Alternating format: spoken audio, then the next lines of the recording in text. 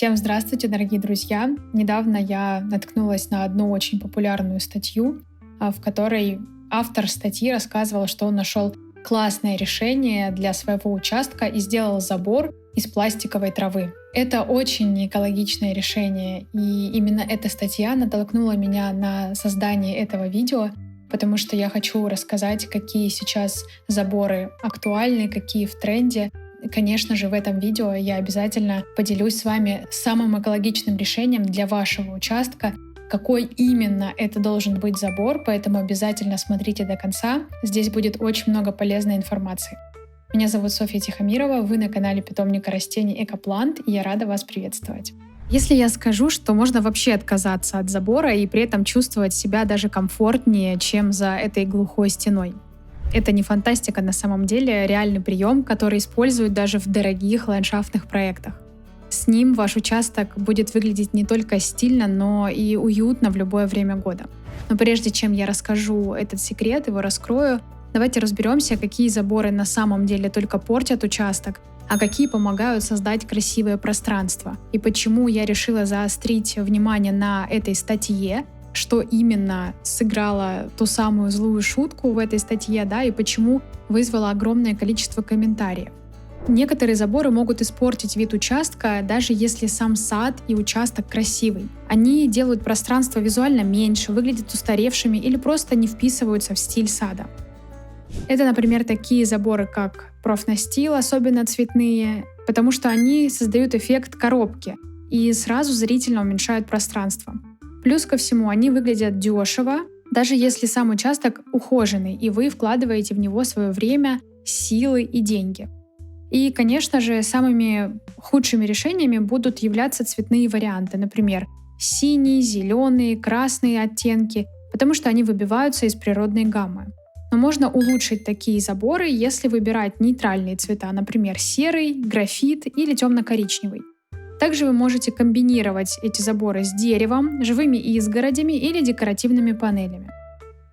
Второй вариант не очень хороших заборов для вашего участка, которые будут портить его вид, это бетонные заборы с, таким псевдодекором, например, под камень или под кирпич. Они на самом деле портят пространство, потому что выглядят искусственно и громоздко. И еще со временем они покрываются пятнами и выглядят просто неопрятно. Если вдруг вы захотели сделать такой забор на своем участке, то его можно улучшить и сделать без рисунка, а использовать гладкие бетонные панели. Также вы можете добавлять живые растения, деревянные элементы или металлические вставки. Это тоже будет визуально делать его дороже. Третий вариант заборов, которые не подходят для красивого участка, это высокие кованые заборы с такими витиеватыми узорами. Почему они портят? На самом деле это уже старомодно, и это сильно перегружает участок, особенно в современном дизайне. Если забор слишком ажурный, то участок выглядит сразу неуютным. Но я понимаю, что вкус у каждого разный, поэтому можно улучшить подобные заборы и выбирать лаконичные кованые заборы без излишнего декора. А еще вы можете комбинировать ковку с деревом или также с растениями. Конечно же, не подходят заборы из дешевого пластика или сетки рабицы, которая такая просто сетка без маскировки. Дешевый пластик, как вы понимаете, со временем выцветает и становится хрупким, а сетка рабицы без зелени выглядит просто голой и неэстетичной. Как раз вот эта трава, с помощью которой он создал себе забор зеленый, она выглядит, может быть, в начале и неплохо, но далее она выцветит и будет выглядеть очень некрасиво, и плюс ко всему, опять же, это не экологично, это пластик. В первую очередь вы должны понимать это. И если еще туда окунуться в комментарии, то очень многие люди пишут, что не так уж и дешево этот забор ему обошелся. Поэтому если у вас есть какие-то реально дешевые альтернативы заборам, вы можете поделиться ими в комментариях, или, может быть, у вас есть какие-то свои приемы. А мы с вами продолжим, и я расскажу, как улучшить, если у вас, например, есть сетка рабица, и есть уже забор из нее, то вы можете использовать вьющиеся растения, например, девичий виноград или клематисы. Это очень хорошее решение для заборов, но имейте в виду, что девичий виноград, он способен разрастаться очень быстро, а особенно может перейти к соседям, поэтому обращайте на это внимание и обязательно вовремя его подрезайте. Кстати, если вы планируете посадки, не забудьте воспользоваться нашей программой лояльности. Станьте ее участником и оплачивайте бонусами до 20% от стоимости растений. Это очень выгодный способ сэкономить и выбрать лучшие растения для вашего участка. Конечно же, подробности уже ждут вас в описании под видео. Ну и не забывайте, что наши питомники находятся в Москве, Санкт-Петербурге и Казани. И со всем ассортиментом вы можете также познакомиться у нас на площадках. Знаете, еще бывают такие решения, такие заборы, как говорится, из всего, что было. Есть у вас остаток одних материалов, вторых, третьих, и, в принципе, кто-то использует такие заборы, но, как вы понимаете, об эстетике и красоте тут, конечно, можно забыть. Но если у вас есть несколько материалов, из которых вы хотите сделать забор, то есть небольшой секрет, лайфхак, как улучшить вид такого забора. Вы можете объединить их единым цветом или элементами. Например, у вас остались какие-то старые двери. Да, вы можете сделать из этого фишку вашего участка и покрасить их в один цвет. Да, возможно, они будут разные по высоте, но это будет как раз-таки таким необычным решением на вашем участке и, возможно, даже привлечет внимание. Но, опять же, очень аккуратно это делайте. Самое главное, что сейчас говорят нам тренды, это обязательное соответствие дома, сада, забора. Все должно быть в единой концепции, в единой стилистике. Поэтому если у вас дом в стиле хай-тек, а забор сделан совершенно в другом, то будет, конечно, смотреться это все не очень красиво.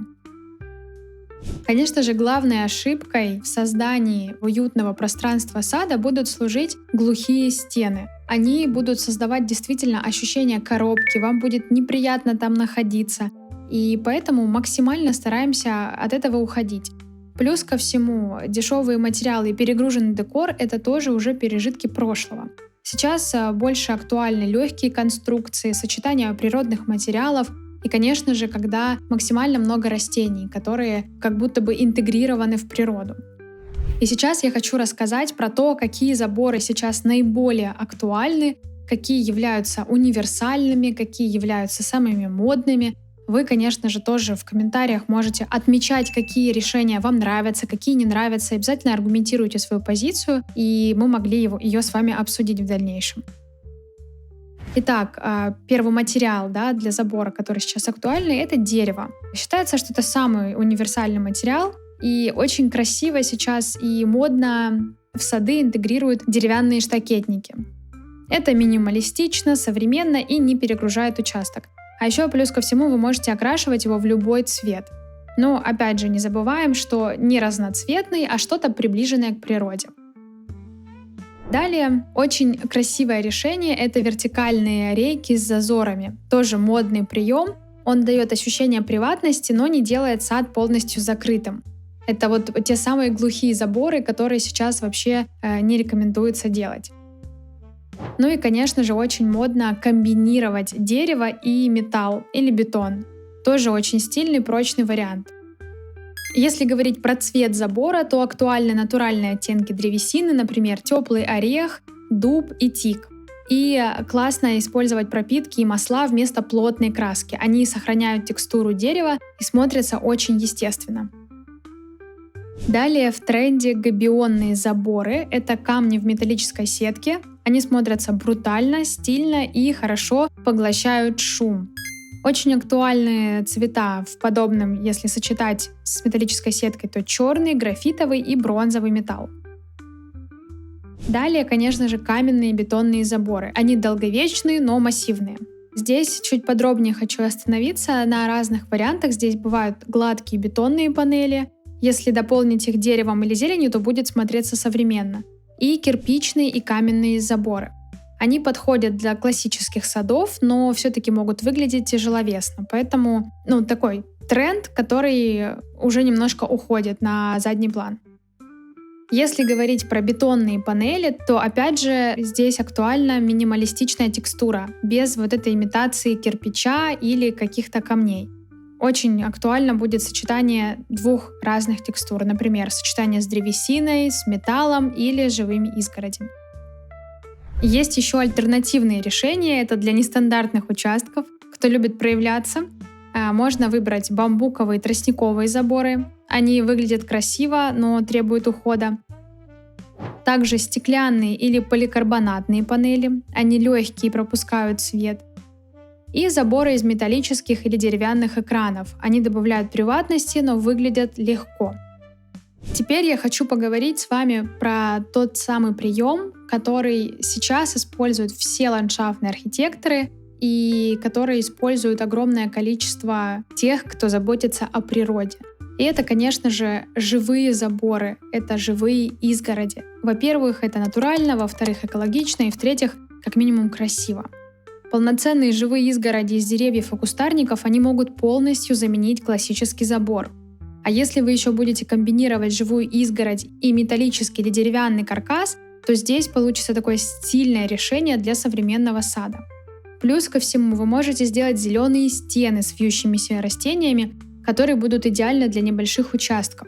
И сейчас я хочу остановиться подробно на том, из чего можно сделать живые изгороди, живые заборы, и какие растения будут выглядеть очень красиво, будут хорошо стричься и решат за вас проблему с тем, чтобы отгородиться от соседей и чувствовать всегда уют и наслаждение на своем участке.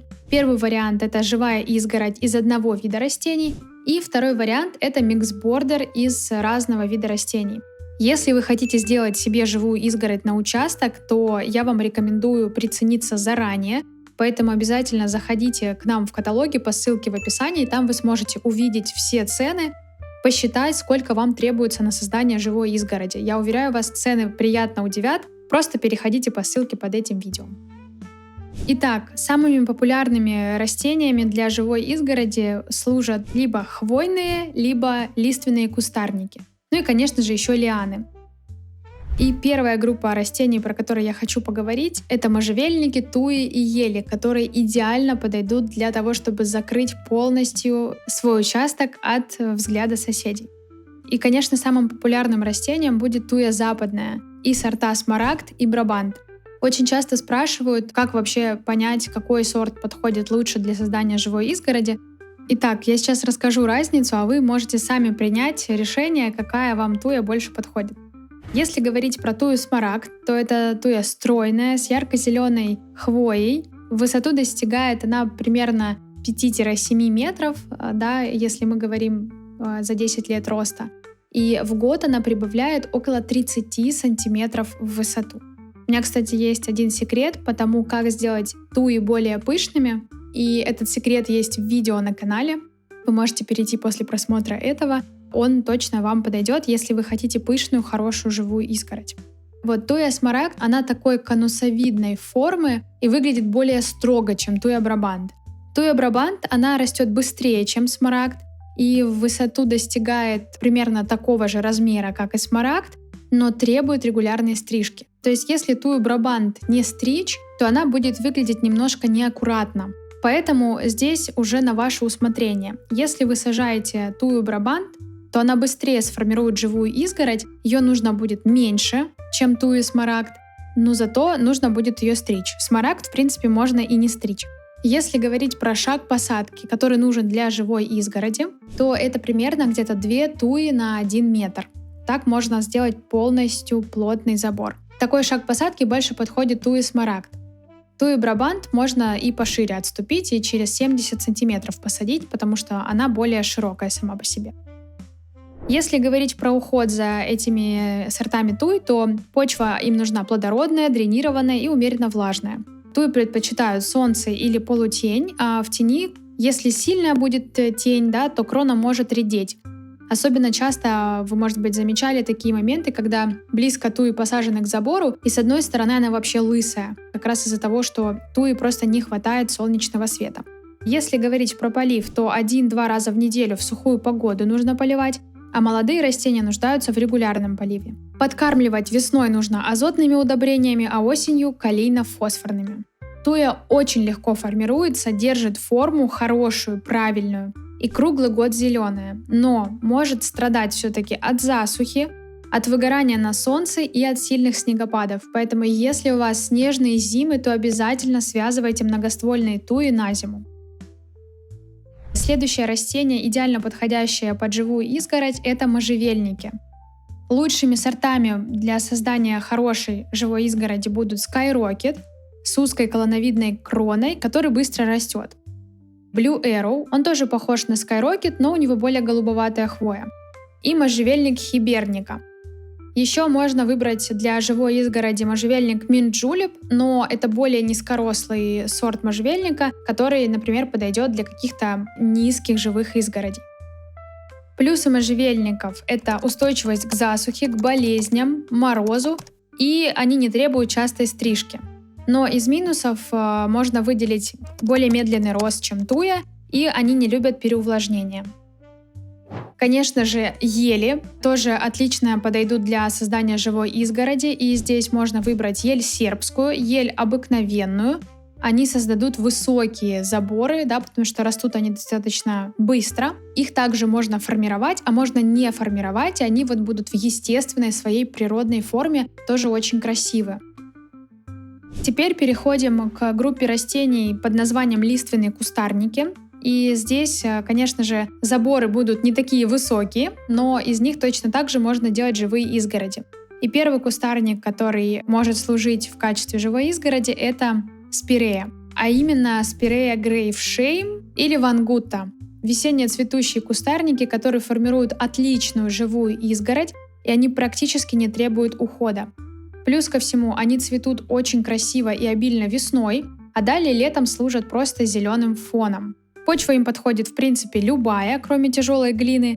И к режиму полива они в принципе тоже не сильно притязательны, но лучше поливать в жару 1 раз в неделю. После цветения лучше всего их обрезать или производить обрезку ранней весной. Отлично стригутся, отлично держат форму, можно выстригать вообще в абсолютно разных конфигурациях.